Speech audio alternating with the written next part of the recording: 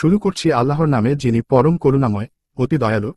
আমি কিন্তু তাদের প্রতি জুলুম করি নাই, বরং তারা নিজেরাই নিজের উপর অবিচার করেছে। ফলে আল্লাহকে বাদ দিয়ে তারা যেসব মাবুদকে ডাকত, আপনার পালনকর্তার হুকুম যখন এসে পড়ল, তখন কেউ কোনো কাজে আসলো না। তারা শুধু বিপর্যয়ই বৃদ্ধি করল। আর তোমার পরওয়ারদিগার যখন কোনো পাপপূর্ণ জনপদকে ধরেন, তখন এমনিভাবেই ধরে থাকেন। নিশ্চয় তার পাকড়াও খুবই মারাত্মক, বড়ই কঠোর। নিশ্চয় ইহার মধ্যে নিদর্শন রয়েছে এমন প্রতিটি মানুষের জন্য যে আখিরাতের আযাবকে ভয় করে। উহা এমন একদিন, যে দিন সব মানুষই সমবেত হবে, সেদিনটি যে হাজিরের দিন। আর আমি যে উহা বিলম্বিত করি, তা শুধু একটি ওয়াদার কারণে যা নির্ধারিত রয়েছে। যেদিন তা আসবে সেদিন আল্লাহর অনুমতি ছাড়া কেউ কোনো কথা বলতে পারে না। অতঃপর কিছু লোক হবে হতভাগ্য আর কিছু লোক সৌভাগ্যবান। অতএব যারা হতভাগ্য তারা দুঃখে যাবে, সেখানে তারা আর্তনাদ ও চিৎকার করতে থাকবে। তারা সেখানে চিরকাল থাকবে, যতদিন আসমান ও জমিন বর্তমান থাকবে। তবে তোমার প্রতিপালক অন্য কিছু ইচ্ছা করলে ভিন্ন কথা। নিশ্চয় তোমার পরওয়ারদিগার যা ইচ্ছা করতে পারেন। আর যারা সৌভাগ্যবান তারা বেহেশতের মাঝে, সেখানেই চিরদিন থাকবে, যতদিন আসমান ও জমিন বর্তমান থাকবে।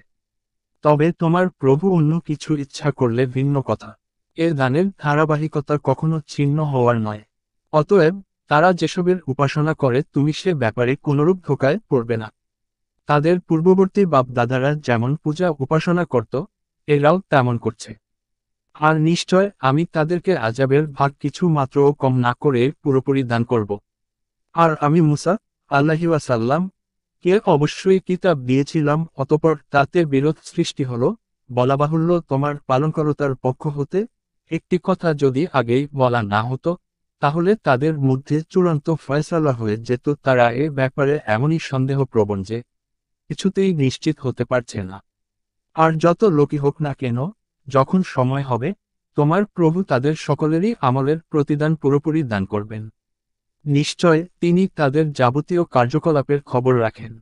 অতএব তুমি এবং তোমার সাথে যারা তওবা করেছে সবাই সোজা পথে চলে যাও, যেমন তোমায় হুকুম দেয়া হয়েছে, এবং সীমা লঙ্ঘন করবে না। তোমরা যা কিছু করছো, নিশ্চয় তিনি তার প্রতি দৃষ্টি রাখেন। আর পাপিষ্ঠদের প্রতি ঝুঁকবে না, নতুবা তোমাদেরকেও আগুনে ধরবে। আর আল্লাহ ব্যতীত তোমাদের কোনো বন্ধু নাই, অতএব কোথাও সাহায্য পাবে না। আর দিনের দুই প্রান্তেই নামাজ ঠিক রাখবে, এবং রাতের প্রান্তভাগে পূর্ণ কাজ অবশ্যই পাপ দূর করে দেয়। যারা স্মরণ রাখে তাদের জন্য এটি এক মহাস্মারক। আর ধৈর্য ধারণ করো, নিশ্চয় আল্লাহ পুণ্যবানদের প্রতিদান বিনষ্ট করেন না।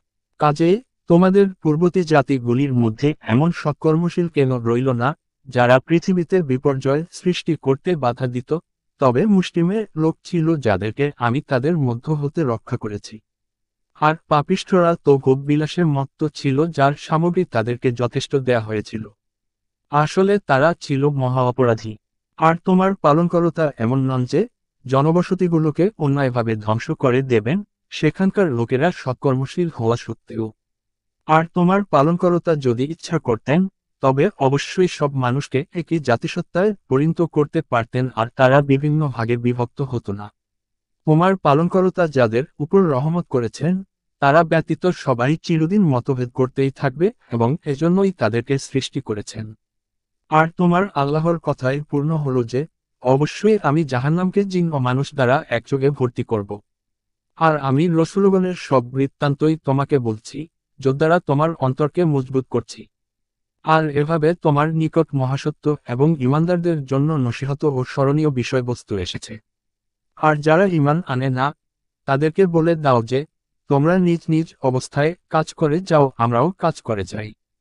এবং তোমরাও অপেক্ষা করে থাক, আমরাও অপেক্ষায় রইলাম।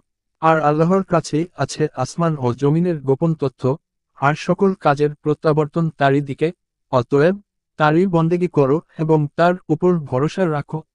আর তোমাদের কার্যকলাপ সম্বন্ধে তোমার পালনকর্তা কিন্তু বেখবর নন।